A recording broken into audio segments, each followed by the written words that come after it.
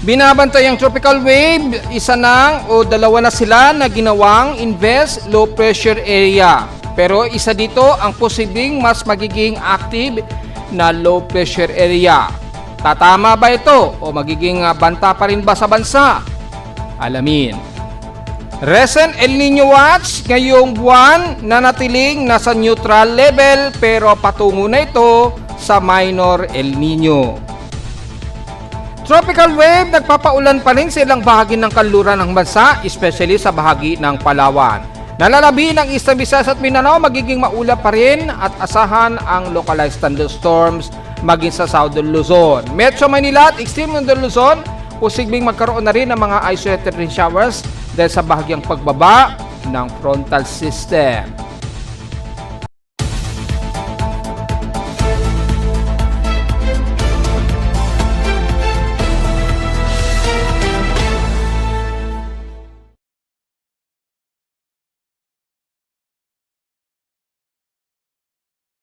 Hello, good morning mga folks. Welcome po muli sa ating Daily Weather Bulletin at Analysis para sa araw ng Lunes, May 4, 2026. Ang oras nating boss may maga ay alas 10:11 na ng umaga. Patuloy pa rin na maaraw at malinsangan pa rin ang iira sa Metro Manila at ng bahagi ng Central Luzon at ilagang bahagi pa rin ng Luzon. Although bahagyang bumababa po yung frontal system sa Extreme Northern Luzon, so posible pa rin ang mga localized thunderstorms sa may bandang Batanes Group of Islands at ilang parte sa silangan ng Northern Luzon. Bagamat magiging maulap ang ilang bahagi pa rin ng Southern Luzon at Visayas, lalo sa bandang kanluran dahil sa tropical wave na tumatawid dyan, patuloy tayo makakaranas ng mga ilang localized thunderstorms. Kasalukuyan pong meron tayong aktibong lightning strikes mula pa kahapon. At gaya nga po ng mga report pa natin at taon-taon naman ay tuwing May ay dyan na po dumadami ang ating mga localized thunderstorms dahil malapit na po kasi ang pagpasok ng transition mula sa hot dry season into wet season na. Mula sa aking lightning detection system, meron tayong active recorded of inner recorded strokes of 57 at outer of 63 lightning strikes. So ang mga latest natin ngayon bandang Palawan po ang may mga active na mga pagkulog at pagkidlat ngayon. Recently, mga 100 plus minutes ago, meron sa may bandang Quezon City, yan, o bandang Valenzuela, at ilang parte ng bandang San Mateo at dito sa bandang Antipolo na may pagkulog at pagkidlat mga 100 minutes ago o within 2 hours ago. So makikita po natin dito ay hindi masyado pulsing ang ating lightning detection pero in distance at least pinakamalapit na naging pagkulog sa amin sa Caloocan at least mga around 3 km po ang pinakamalapit which is well titingnan naman natin meron po dito sa bandang siguro mga bandang Valenzuela ito nagkaroon nga po ng pinakamalapit na pagkulog at pagkidlat sa amin sa Caloocan. So, yun na po yung pinakamalapit sa amin sa bandang Valenzuela na nagkaroon tayo ng pagkulog at pagkidlat. Dadalas na yan, unti-unti medyo dadalas-dalas na yan dahil nagkakaroon nga po ng tropical wave dito sa katimugan ng bansa na medyo sumasalubong sa medyo mababang temperatura sa may bandang kaluran. So, mapapansin nyo po, yung frontal system sa may bandang Taiwan, nagdudulot po ng malawakang localized thunderstorms dyan. So, bahagyang bumababa yung frontal system kaya naapektuhan din ng mga pagkulog at pagkidlat ang mga isla natin sa bandang Batanes Group of Island. Ingat na lamang po sa mga pagkulog at pagkidlat. Asahan natin yan lalo na sa bandang hapon, magiging mas maulap din tayo, maging sa Metro Manila, pero yung easterlies pa rin magpapatuloy na magdadala ng maalinsangang panahon. So sa ating dashboard, makikita nyo may dalawa kaagad tayong invest which is tinalakay na natin yan ng mga nakarang araw. Ngayon na lamang itinaas yan ng ating TC sector. So didiscuss natin yan ni maya. Samantala, ang ating current conditions, overcast gloomy tayo, haze at partly cloudy. Well, makikita naman sa live CCTV, medyo partly cloudy tayo pero hot humid pa rin ang panahon natin. Although medyo drier tayo ng bahagya. Nagiging katamtaman pa rin tayo at 68%. Pero hindi ibig sabihin ay hindi pa rin magiging maalinsangan ng panahon natin. Kaya patuloy ang medyo gloomy tayo sa maghapon pero asahan pa rin ang mataas na heat index. Sa labas sa temperature na naitala na weather station kaninang 5:09 AM, nakapagtala kami ng constant na 27.7 degrees Celsius to the west, Kahapon, nanatili po, stationary kami sa may pinakamataas sa 36.2 degrees Celsius. Kahapon ito ng hapon at 3:25 p.m. So, obviously, mataas pa rin ang aming heat index. 52.2 degrees Celsius ang naging highest heat index namin sa Caloocan.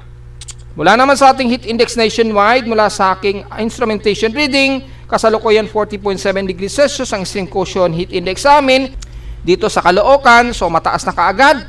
Pero sa forecast, 41 degrees Celsius pa daw ang pinakamataas ngayong 10 o'clock. Pero sa maghapon, aabot pa rin daw sa hanggang 44 degrees Celsius ang aming heat index. Starting ngayong 11 o'clock hanggang 1:00 daw ng hapon. Hanggang 44 degrees Celsius daw. Well, tingnan natin. Then mataas naman talaga yung forecast natin ng heat index.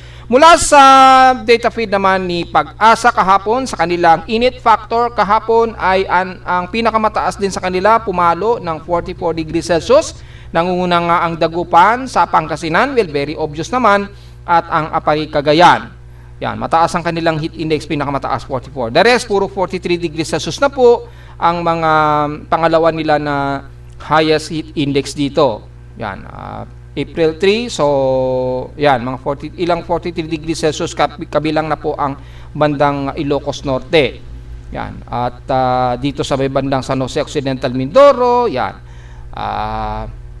Yan, mukhang dalawa lang yata may 43 degrees Celsius, and the rest 42 degrees Celsius na po yung pinaka mataas na heat index. So kung tatabi naman, i-forecast pala natin, nakalimutan natin i-forecast. So balik tayo sa heat index. At tingnan natin yung heat index nationwide, kung mataas pa rin ba sa may bandang Tuguegarao. Yes, mataas po, 40 degrees Celsius po, at sa maghapon aabot pa ito ng hanggang 45 degrees Celsius mamayang alas 2 ng hapon dyan sa may bandang Tuguegarao. So mainit pa rin ang inyong heat index, grabe pa rin, despite na makakaranas daw kayo ng localized thunderstorms bandang hapon, gabi o madaling araw. Sa Santiago, Isabela, 38 degrees Celsius, aabot ang pinakamataas hanggang 42 degrees Celsius starting ngayong tanghali, 12 o'clock hanggang 43 degrees Celsius mamayang alas 3 hanggang alas 4 daw ng hapon, which is pinaka-highest na heat index ang magiging highest peak ng heat index sa inyo sa Santiago, Isabela. Sa Dagupan naman, in-expect natin mas mataas pa rin ito sa bansa. Sa ngayon, 43 degrees Celsius.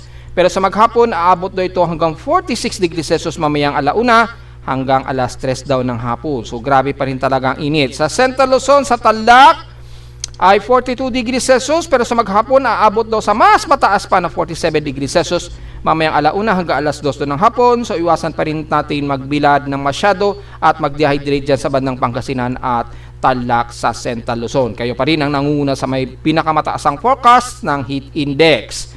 Sa Batangas naman ay 41 degrees Celsius po, kasalukuyan ang forecast ninyo dyan. At aabot pa ito hanggang 44 degrees Celsius mamayang 1:00 ng hapon daw. So, mataas din ang inyong heat index dyan sa Batangas. Sa San Jose Occidental, Mindoro naman, kung sisilipin natin, ay mataas din, 36 degrees Celsius, pero mukhang hanggang 39 degrees Celsius lang pinakamataas sa Occidental Mindoro. Hindi ganun kataas. Well, tingnan natin sa Puerto Princesa, despite na medyo maulap at inuulan, well, dahil inuulan sila ngayon, medyo mababa ang heat index. Ayan, walang masyadong problema, so hindi natin, wala tayong magiging comment.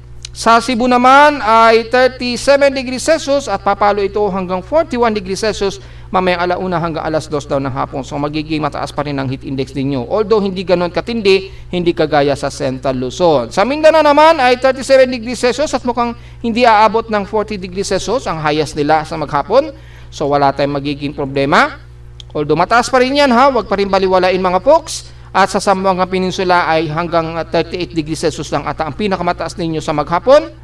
Yan, so 38 degrees Celsius. Ibig sabihin mataas pero hindi singtindi kagaya dito sa amin sa Luzon, lalo na sa may bandang Central Luzon nga po at Pangasinan na may pinakamatindi ang heat index.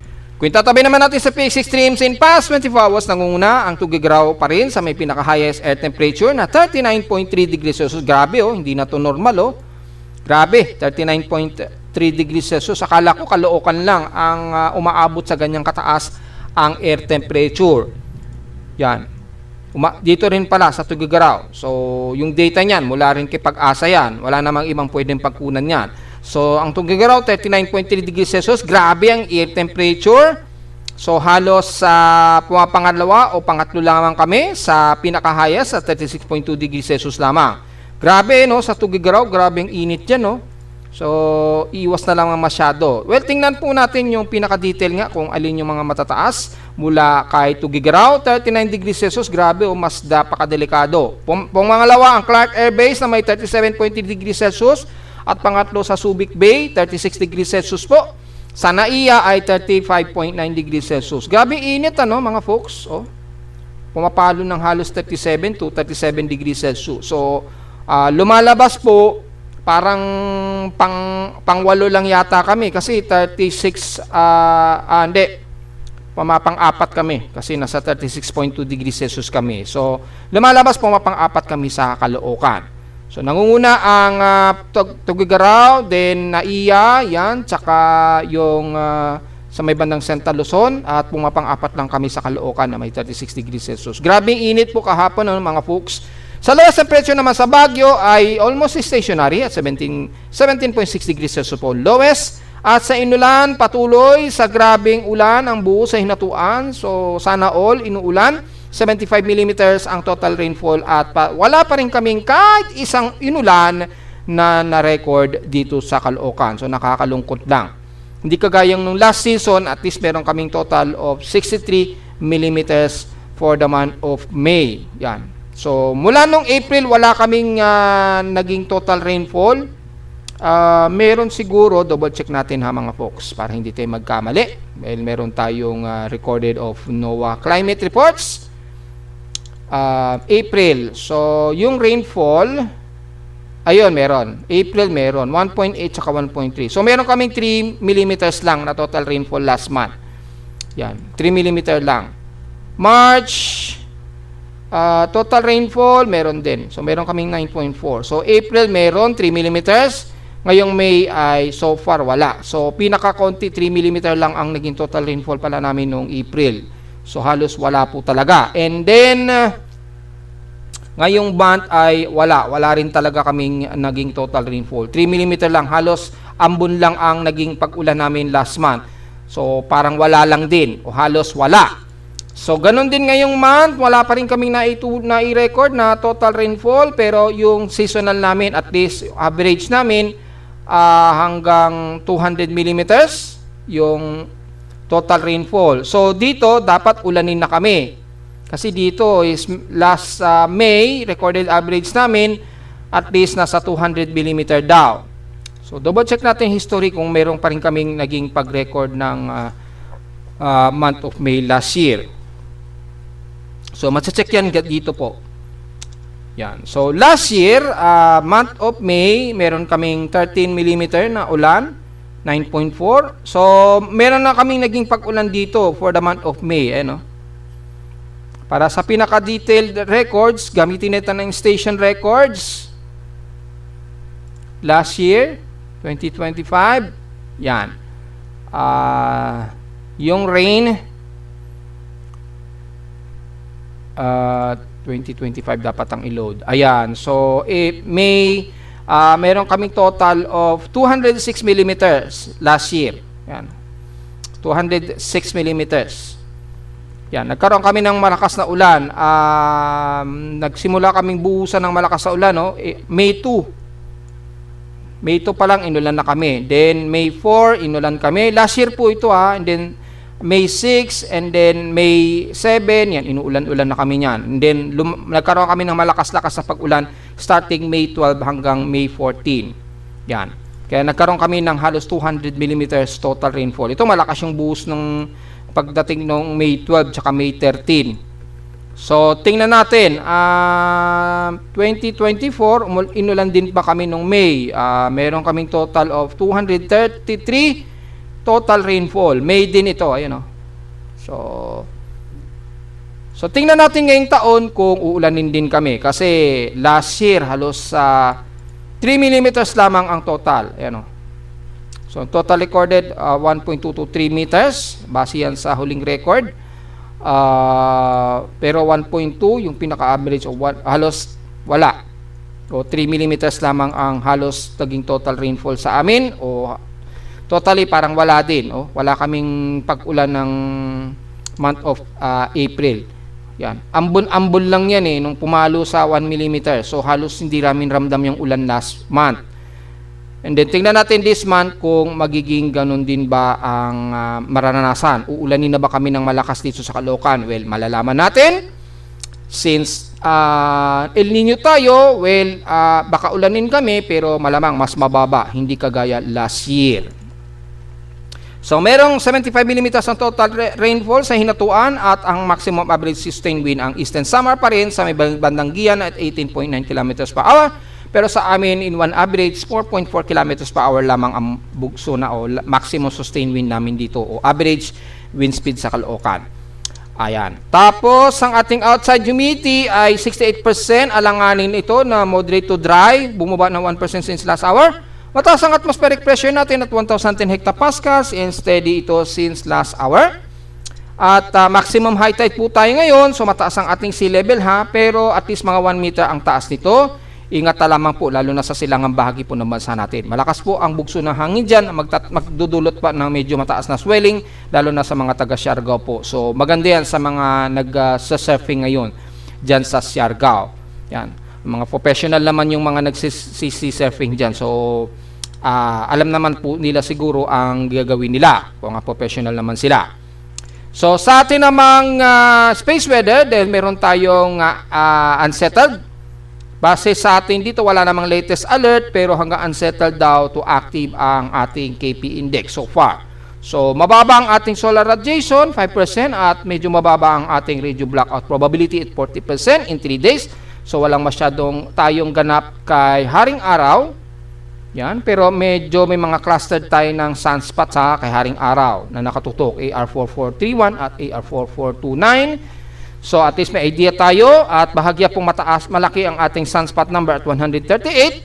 So medyo nakatutok sa atin yung plasma density na medyo nakatutok po sa atin mga folks. Yan. So mukhang meron pa tayong latest na X-ray events. Ayan, meron tayong unsettled 1.8 M class po ito. Yan, meron. Meron hindi naman ganun kataasan at ito yung propagation ng X-ray flux. At least R1 lang ito. Minor. Yan, 1.8. So meron tayong bahagyang X-ray flux activity. Hindi naman masyadong mabigat sa ating magnetosphere, so hindi masyadong significant malakas ang impact. Yan. So, yung pinaka-descending ng ating solar cycle, makikita rin dito mga folks. So, pa-low na po yung progression so far. At yung ating derived TEC ay moderate lang naman ang ating total electron content, mostly mid-Pacific. Yan, yung vertical TIC, walang latest TIC update yung ating yung isa nating TEC. So, walang latest. Ito at least medyo active. Makita natin medyo moderate lang ang TEC, so walang masyadong problema. Plasma density ay medyo ascending, at least in stereo A, mga bandang 10 or halos mga estimated mga 300 to 400 kilometer second. So, walang nakarekta naman so far sa Earth. So far, medyo lihis naman yung direct impact ng coronal hole. So, wala tayong masyadong D-region absorption. So, 42% lang ang solar flare probability, pero at least medyo merong konting behavior ang ating Haring Araw. Sa atin namang almanac, sumikat ang Haring Araw kaninang 5:31 AM at lulubog po itong mamayang 6:13 PM. At sa ating moonrise and moonset, well, wala pa po at mamaya pa pong gabi ito magmo-moonrise 8:25 PM po at kinabukasan na ng umaga at 7:44 AM lulubog. At sa ating local weather outlook para ngayong Monday and Tuesday, partly cloudy po tayo sa maghapon, so medyo nagiging mostly cloudy po tayo at mas gloomy tayo ngayong araw So may forecast po na localized thunderstorms, although walang naka-forecast dito ngayong araw sa aming VC weather forecast. Well, tingnan natin within 6 hours, changing ng forecast. Bukas ang Tuesday ay cloudy skies daw tayo, pero mababa ang chance ng pag-ulan, 3% lang daw. So, probably very isolated at overcast ang panahon namin sa Caloocan o halos sa buong Metro Manila. High sa lowest temperature, hindi pa rin maganda, napakamalala pa rin, 36 to 37 degrees Celsius, and lowest temperature expected ay 26 to 27 degrees Celsius. So diretso agad tayo sa ating ginagamit na satellite imagery. Makikita po ang buong Northern Luzon pa rin, although medyo gloomy, pero at least dito medyo magiging partly cloudy tayo. Kabilang na ang bahagi ng silangan ng Northern Luzon, Quezon Province hanggang Camarines sa norte, Calabarzon area sa may bandang Quezon Province nga po hanggang bandang Batangas. Yan, Laguna medyo maulap din. Kabilang na ang bahagi ng Metro Manila, medyo maulap din tayo. Yan, oh. So medyo magiging gloomy po ang ating maghapon at may potential po na may forecast of thunderstorms. At mayroong tropical wave nga po na umiiral dito na akala mo southwest monsoon, akala mo habagat, pero tropical wave po yan na nanggaling yan sa bandang silangan. Nag-accumulate lang dito sa may bandang West Philippine Sea dahil nga po nagsalubungan yung mainit at medyo malamig na temperatura sa kanluran. So nagdulot yan ng mataas na kaulapan na may dalang ulan, moderate to heavy rain showers po, kaya nakakaranas ng matinding pag-ulan ang bahagi nga po ng Puerto Princesa at ilang bahagi ng El Nido, yan Cuyo, yan. Kasama na ang bandang Comaran, San Vicente, yan, at Rojas. Ingat na lamang po kung medyo malakas ang busang ulan. Pero good thing para ibsa naman ang masyadong mainit na panahon. Pero pagdating sa bandang Central Luzon nga po, patuloy na mas mainit at maalinsangan tayo, mas maaliwalas kayo dyan sa may bandang Kalura na Ilocos Region hanggang Pangasinan at Tarlac o Central Luzon. Yan, mas magiging mainit ang temperatura ninyo pero hindi ligtas ang tugigaraw sa may mainit na panahon despite na may partly cloudy to some mostly cloudy po ang medyo iiral sa maghapon. Mula naman sa buong Southern Luzon, where partly cloudy to mostly cloudy din tayo, kasama na ang area ng Kabikulan, lalo na sa may bandang Albay na kung saan nag-alburuto po yung Bulkang Mayon mula kahapon at nung isang araw. Na-post natin yan sa Facebook page. At nag-alburuto at nagdulot nga po ng halos zero visibility. Ngayon, medyo kumalma na po yung pagbuga ng pyroclastic density nitong si Mayon. Pero patuloy pa rin na nakataas ang monitoring alert kay Mayon dahil medyo mataas pa rin yung plumes na ibinubuga ni Mayon Volcano. Yan. At asahan natin yung Miri, medyo mataas pa rin yung plume emission So magmas po tayo dyan. Delikado na malanghap ninyo yung lalo na yung abo na binuga kahapon ni Mayon Volcano. Anyways, magiging maulap nga po ang buong Bicol region, Mapacamarinus po to hanggang Catanduanes at Legazpi, lalo na dyan sa bandang Albay. At maulap din at asahan din ang mga pagkulog at pagkilat sa may bandang Oriental at Occidental Mindoro, the rest ng Marinduque at Romblon na medyo katamtaman, partly cloudy to sa Mosicao din tayo hanggang sa Masbate. Magiging maulap din at kalat-kalat pag-ulan ang Panay Island at Negros Region, kabilang na ang bahagi nga po ng Cebu at Bohol. Ayan, partly to sa Mosicao di po tayo dyan. So medyo mababa ang heat index sa inyo. Magkakaroon din tayo ng forecast ng localized thunderstorms lalo na sa bandang hapon o gabi. Kabilang na ang Panay Island nga po at Negros Region. Eastern Samar Region, bagamat medyo mas katamtaman ng panahon, maaraw ngayon sa inyo at Leyte, pero may forecast pa rin daw tayo ng mga isolated rain showers and localized thunderstorms sa maghapon. Lalo na sa bandang hapon, gabi o madaling araw. Sa ngayon, matinding sikat ng araw sa inyo, medyo partly cloudy nga po ang magiging area ninyo dyan sa bandang Eastern Samar at Leyte. So wag masyadong magbibila dahil maaraw ngayon sa inyo dyan. May tirik ang araw kahit papaano. Pagsapit naman sa Mindanao, magiging maulap ang Northern Mindanao at ganun din sa bandang Surigao Region at Caraga area. Partly ito sa Mosicao pero hot humid na panahon ang medyo iiral dyan. Katamtaman din ang panahon, so medyo may forecast din daw tayo ng mga localized thunderstorms pagsapit po ng bandang hapon, gabi o madaling araw. So mula dyan sa bandang ng Davao de Oro, magiging mostly cloudy tayo dyan at all times. Ayan, medyo maulap din tayo sa buong central ng Mindanao at Sorsogen area. Hanggang sa General Santos City na po yan at most of Sultan Kudarat, Coronadal, hanggang dyan sa may bandang Cotabato o Northern Cotabato pa. Magkaroon din tayo ng mga forecast ng isolated rain showers and localized thunderstorms, so bahagyang mababa ang inyong heat index. Pero magiging hot humid pa rin ang ating maghapon at medyo maaraw at paalinsangan pa rin ang inyong panahon dyan. Medyo naiibsan lang dahil nagkakaroon tayo ng mas maulap na impapurin. Dahil nga po, yung katatawid lang na tropical wave. At meron na naman kasing bagong tropical wave na nanggagaling dito sa membad ng Palau. Ayan, may tropical wave na naman na lumalapit dito. So, anytime ay muli na naman tayo makakaranas dyan ng maulap at maulang panahon sa mga susunod o sa within o sa mga susunod na 24 hours po. Yan, may mga tropical wave pa rin tayo lumalapit dyan. At yun nga po, yung isa dito is tinaas as 92W.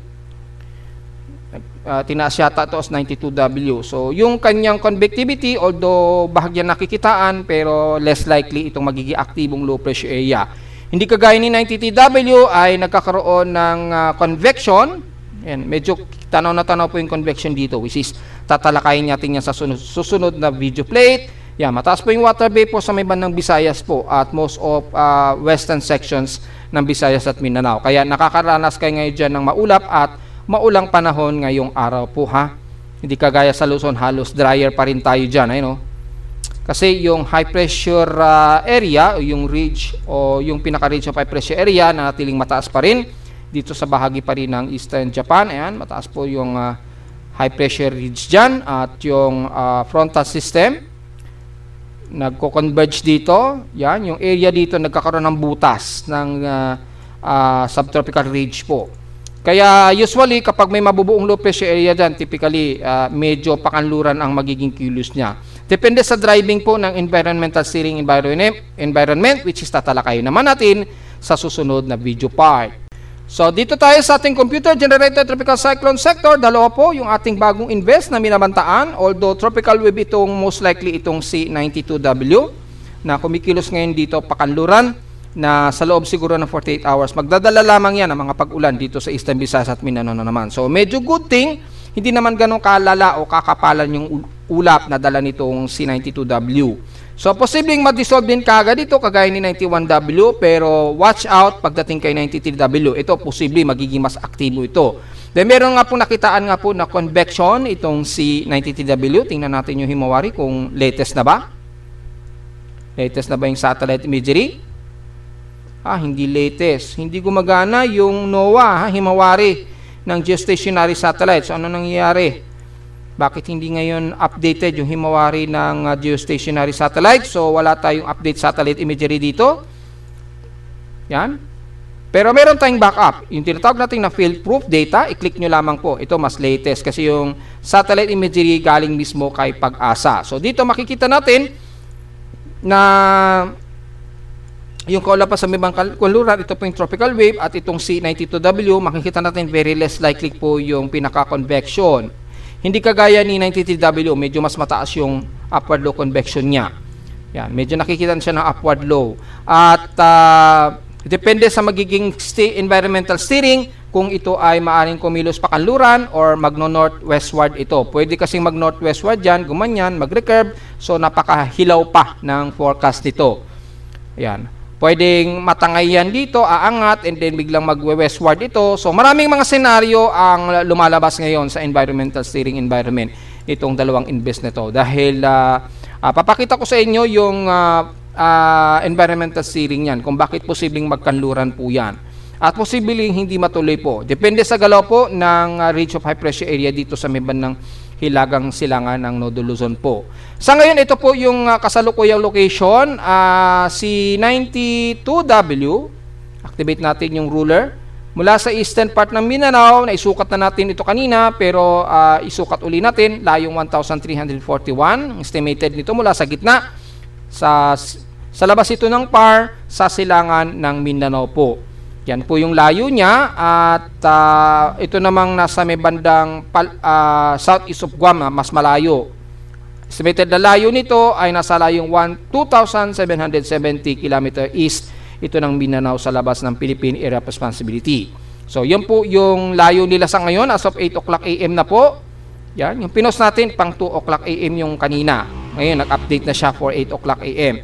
So, makikita po natin dito is masyadong hilaw yung convectivity ni 92W. So, most likely hanggang tropical wave lang ito, pagpasok ng PAR and then magpapaulan dito sa may bandang silangang bahagi po ng Visayas at Mindanao. Ito ang titmas titingnan natin, si 92W, at posibleng may sumunod sa kanya dahil sunod-sunod po, merong nagkakaroon ng center line circulation between 92, 93 at meron dito, banda rito. Yan. Nagkakaroon ng centralized circulation o Coriolis circulation dyan sa bahagi ng yan, bandang Micronesia Peninsula. So, tingnan natin, baka posibleng itaas din yan as invest, pero sa ngayon, ang nakatutok tayo kay 93W nga po. At posible itong humilagang kanluran or alanganing maghihilagang kanluran siya. So, hindi natin i-ruled out na posibleng yang kumanluran at pumasok ng Philippine Area of Responsibility sa mga susunod po na araw. Although, hindi pa masyado itinatas siya ng mga ibang weather agencies, so sa ngayon, medyo monitorin pa lang natin. Ayun, ito si 92W sa pinaka-floating. Ito po yung pinaka-low level convection, masyadong hilaw. Pero medyo meron siyang bahagyang circulation. Ayun, malino, kitang-kita naman po. Yan. Pero kung ide-devorak mo yan, halos hindi pa masyado pansinin yung kanyang convectivity. Ayun, halos hindi kita. Kaya walang significant tayo nakikitaan sa ngayon na ito ay magiging isang aktibong low pressure area sa ngayon. Hindi kagaya ni 93, dito medyo aloft at may upward low convectivity na kaagad dito. Although hilaw din dahil mababa pa yung pinaka-low circulation niya, so it takes time pa para mag-intensify pa ito dahil nasa dagat ito at maaari pa yung lumakas sa mga susunod na araw. So tingnan po natin, ito at least mas mataas yung convectivity ni 93W. Kung titingnan natin ang Dvorak niyan ay halos pansin na po yung pinaka-low level convection, yung Dvorak. Ayan, nakikitaan na yung pinaka-central sea niya, busala sa pinaka-sentro niya. Ayan, oh. So, at least dito, medyo halatado na itong si 93W. Hindi kagaya ni 92W, halos baka ma-dissolve lang din agad dyan na wala tayong mapapansin na development. Hindi kagaya ni 93W. Posibleng ito, mas maging active low pressure area ito. So, dependent at titingnan natin maigi mga folks ha. Yan, mas makapal po yung aloft niya at very wrapping pa. Yung convectivity niya medyo kalat pa siya, pero at least nagkakaroon siya ng bahagyang pag-ayon sa Coriolis circulation niya habang kumikilos pahilagang kanluran po. Yan. So, tingnan natin maigi ito. Sa ngayon, mababa pa ang potential niya na maging isang malakas na bagyo, active na low pressure area sa ngayon. Obserbahan natin yan within 55-hour period. Dahil live forecast na nga po natin yan, di ba? Ang forecast nga po natin yan, tuloy-tuloy yan hanggang May 7 o May 8 po. At makikita natin halos mababa pa yung convectivity ng kanyang circulation sa mga forecast po. Kaya sa ngayon ay oobserbahan muna natin itong C93W. Central air pressure ni 93W ay 1,007 hectopascals kung medyo thunderstormy pa. Mas mataas ng konti si 92 na nasa 1,008 hectopascals po. So very less likely pa talaga magde-develop ito sa ngayon mga folks. Kaya continue muna nating babantayan at mag-update tayo time to time sa kanyang pagbabago po. Ngayon kung sisilipin naman natin ang tropical cyclone assessment monitoring natin mula sa ating West Pacific Basin, at least mayroon siyang light at 15%, itong si 93W, pero itong si 92 halos hindi halata. Oh. So mas ano talaga itong si 93W, mas highly candidate na observable na siya. Yan. Although kasi dito meron kasi siyang observable inverse, kaya itinaas siya as 92W, pero halos dikit sila ng pinaka-convectivity ng dalawa. Pero makikita natin mas pulido ng bahagya itong si 93W dahil yung kanyang convergence ay mas favorable itong si 93W. Yan, oh. Hindi kagaya ni 92W, hindi masyado favorable yung kanyang shear. So ganun po, malinaw po yan. Yan. Mas favorable. Pagdating maging sa probability cyclonic, mas favorable itong si 93 kumpara kay 92W. So, most likely, mas kapansin-pansin ang organized development ni 93W. Mula naman sa ating global spectral model, makikita natin maraming mga Coriolis circulations, kabilang na yung tropical wave nga po na kumikilos pa kanluran. Pero makikita natin magdadala lamang ito ng mga pag-ulan sa bandang Eastern Mindanao at Eastern Visayas. Yan. Sa ngayon, medyo less likely pa itong magiging active na low pressure area. Mas tututukan natin itong si 93W dito. So, mahaba-haba pa talaga ang possibility. So, cannot ruled out. Sa ngayon, hindi natin may ruled out yan. Yung mga ibang mga meteorologists, malamang yun ang sasabihin nila. Wala pang kasiguruhan pa talaga kay 93W kung ito'y magiging active. Kasi maraming environmental steering na maka-apekto sa kanya, kagaya na lamang ng Region 5 pressure area. Ayan, oh, kitang-kita po yung line ng Region 5 pressure area. Ito po yung high pressure ridge. Central ng high pressure area dito, sobrang tuyo yan, dry air, at yung extension ng subtropical ridge, umaabot dito. So, most likely, environmental steering ay pakanluran ang magiging tulak sa mga low pressure area dito sa may bandang equatorial trough.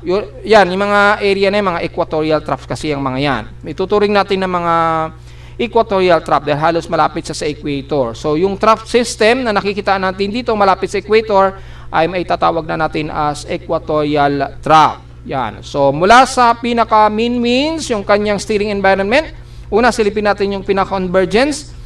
Yan. So yan, most likely itong si 93W nakataas na as 22 kilometers per hour. Pero kay 92W halos wala, hindi masyado halata. So baka mag-maintain lang siya as tropical wave. Si 93W at least sa equatorial trough niya, at least medyo meron na siyang organized, pero kalat pa ito. Kaya medyo mas consistent na nakikitaan si 93W compared kay 92W. Yan o.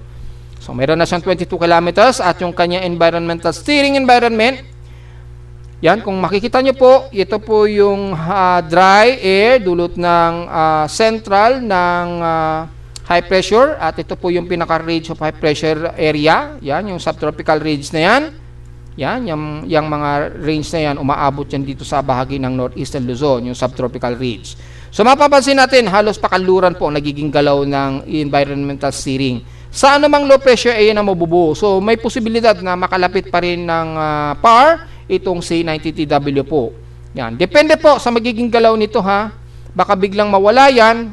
Kapag nawala yan, nagkaroon ng butas, posibleng biglang mag northwestward yung low pressure area na manggagaling dito sa southeast of Guam. So marami pang mga senaryo na maaring maobserbahan sa kanya. Pero tingnan natin dahil sa kasalukuyan ay aktibo pa yung dry sa hilagang bahagi po ng bansa. Almost yung mga subtropical areas, yan, yung mga subtropical areas medyo tuyo o masyado pang dry yung hangin dyan sa paligid. Kaya maaring anumang low pressure area sa ibaba o yung mga equatorial trough ay posibleng kumilos yan pakanluran. Dahil yung steering malinaw, pakanluran din ng kilos. Yan. So sa pinaka-vorticity, kung double check natin, yan, medyo mataas, kaya itinaas siguro si 93W, ito kay 93W, at ito, kay 92W, ito kay 93W. Yan. Ito si 93 at ito si 92. Mataas yung vorticity niya kasi, halos mataas na, higher na. Kaya siguro itinaas as invest low pressure area na. Yan. Kaya nakataas. So, tingnan natin at tingnan natin yung galaw niya dahil magbabase din tayo sa environmental steering niya. At yung kanyang wind shear din, kung titingnan natin, malamang pakanluran din ang tulak sa kanya. Yan, yung favorable niya na wind shear sa kanya ay pakanluran din ang direksyon. Yan. Yung favorable niya ay mostly pakanluran ang galaw. Kaya posible nga po na itong low pressure area na si 93W mahahatak o posibleng mahatak pakanluran. So posible pa itong makapasok ng Philippine Area of Responsibility. Kung bigla itong mag-iba, pagtawid ng Guam, maaring bigla itong mag-northwestward po. So, tingnan natin mga folks, marami pang mga pagkakataon na magbabago yung environmental steering niya sa ngayon po. Yan yung pula na yan yung humaharang dito sa anumang low pressure area sa ibaba, sa pinaka-equatorial. Yan. Kaya ang mangyayari, posibleng ang mga kilos ng lahat ng low pressure area, most likely pakanluran talaga ang kilos niyan. Sa mga computer models, well, hindi naman tayo nag-iiba ng analysis dahil ganun din ay pinapakita ng computer models gaya na GFS. Pakanluran din ng kilos, halos mostly westward. Yan. Pero dito, nagno-northeastern Luzon ang kilos niya. So, northwestward o west-northwestward ang galaw ng anumang low pressure area na mabubuo. And then dito, makikita medyo nag-weakening ng konti yung subtropical range. So, medyo nakakaabante pa westward ang low pressure area. Ayan, So, tingnan natin kung si 93W yun mga folks. At least may idea na tayo na maaari nga itong makapasok ng Philippine Area of Responsibility. Which is, kung titingnan nyo doon sa ating monthly forecast ng tropical cyclone for month of May, nakita naman natin na ganun ang lumalabas na kilos ng may mabubuo o kung may mabubuong low pressure area po mula sa labas ng Philippine Area of Responsibility. So, malinaw yan. Ayan, At kay SMWF, so far, tropical wave pa lamang nakikitaan dito, pero ayun, naglo-low pressure area siya. So, medyo positive din. At pahilagang kanluran na nakikita nitong either si 93W ito. Most likely si 93W yan Kasi wala tayong masyado napapansin kay 92W dito sa forecast ni ECMWF. So, pakanluran ng kilos niya. So, alalahanin niyo po, nag-forecast na tayo niyan na ganyan ang most likely magiging kilos talaga ng anumang bagyo tuwing mag-El Nino or during El Nino. So, hindi naman tayo nagkamali ng analysis mga folks. So, abang-abang po at may nakikitaan ng something itong si ACMWF na posible nga pong maging mas active na low pressure area si 93W kumpara kay 92W. Ngayon silipin natin yung status ng ating El Nino status, yung ating ENSO monitoring. Mapapansin natin ay bahagyang nag-tick yung ating recent monitoring.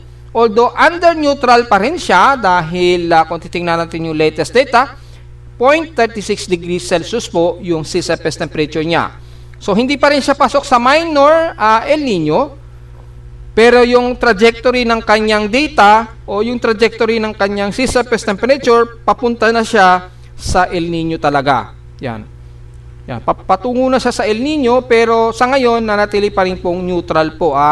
Neutral pa rin yung reset niya for month of April, which is gaya nga po na sinasabi natin, ay hindi pa natin pwede pa makonclude kung magma-minor El Nino na kaagad tayo for the month of May. So, tingnan natin pag natapos yung May, sigurado po, dyan, baka pumasok na tayo sa minor El Nino po. Ito po kasi yung pinaka-recent record for April. Yan, so 0.36 degrees Celsius, positive na po siya. Ongoing El Nino na po yung trajectory ng kanyang sea surface temperature. So, yung pinaka-recent natin na natiling neutral pa rin po. Kaya tingnan po natin kapag pasok ng May, ay magma-minor El Nino na tayo. Kaya most probably ay May talaga ay pasok tayo sa minor El Nino at 60% na may 0.5 degrees Celsius minor El Nino na tayo niyan. Dahil yung ating El Nino watch ay minor El Nino po ang naka-indicate. So pag nag-update po yan, yung ating ENSO projections probability, posibleng yung projection o yung ating watch, El Nino watch ay moderate na po ang mag-i-indicate. So mataas na talaga yung ating pagpasok ng tag-El Nino na. Yan. Kaya yung changes ng galaw ng mga bagyo, most likely, gaya ng ating pinakita sa ating typhoon tracker and prediction, malinaw naman po na maaring ganun ang magiging galaw ng mga bagyo.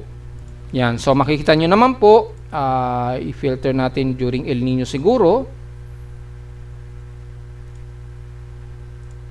Yan, during El Nino for May, filter out natin.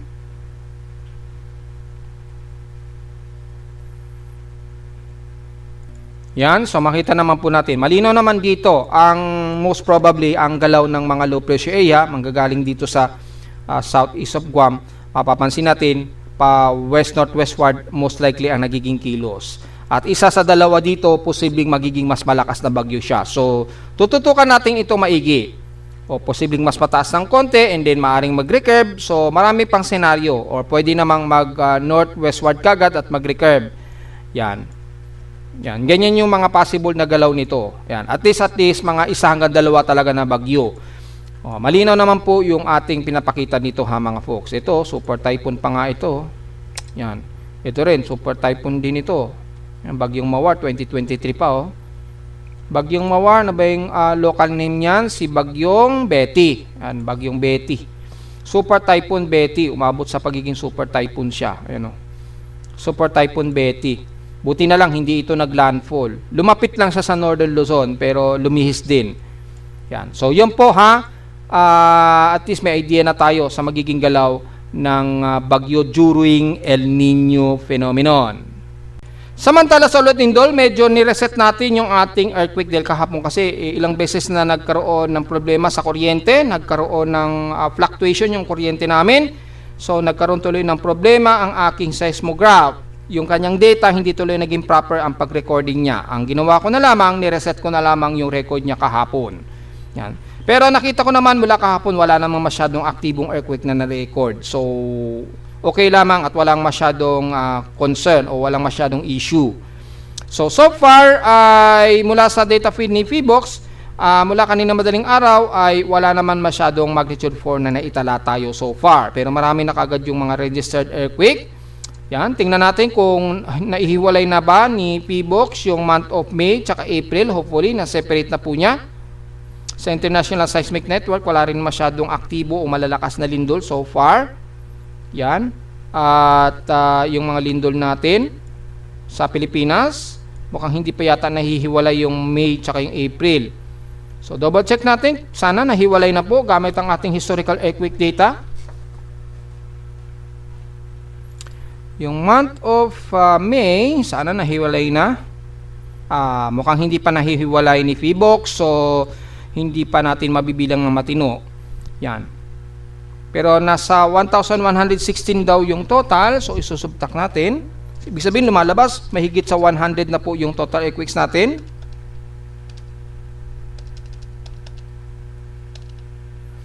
Yan, 1,116, isubtract natin for month of April. 1,006.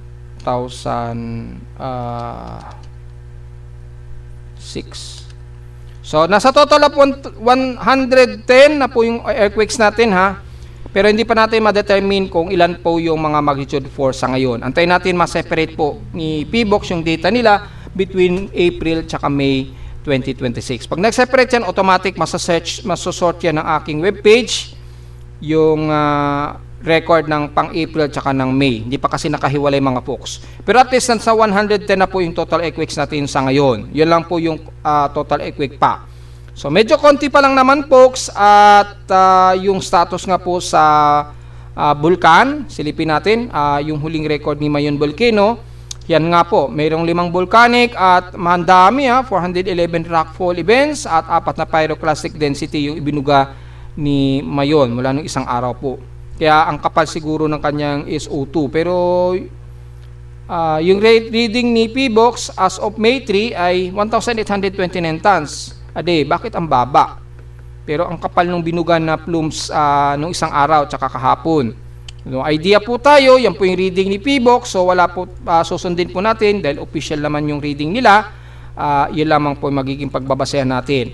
Pero yung pinaka fire monitoring kay Mayon, very active pa rin po. Ayan, napaka-nominal po. At very nominal naman siya, hindi kagaya ng isang araw, very active. Confidence 43, so medyo mataas pa rin yung kanyang emission, 48. So medyo active pa rin yung pagbabaga ng bunganga nito. Yan, pero kung titingnan naman natin dito, halos kalmado na po yung kanyang thermal anomaly. Di kagaya ng isang araw, pumapalo yan sa 1,004 megawatts. So very aggressive pa rin itong si Mayon Volcano at hopefully ngayon medyo kalmado na po yung pagbubuga ni Mayon Volcano mga folks. Ingat po yung mga kababayan natin sa Albay at magmas po tayo.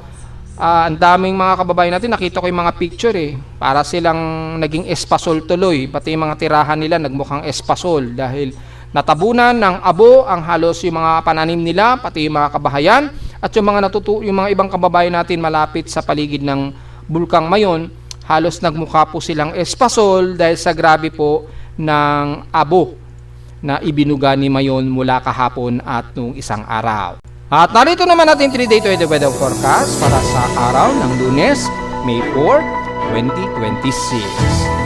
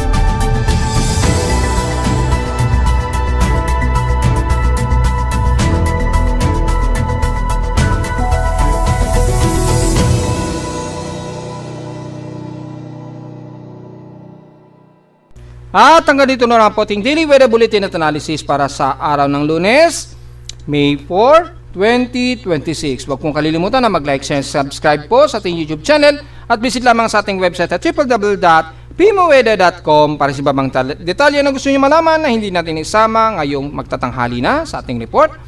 At visit lamang din sa ating website sa gusto malaman pa rin pinaka-dynamic events mula sa reading ng ating aparato sa Caloocan at sa data feeds mula sa iba't ibang weather agencies.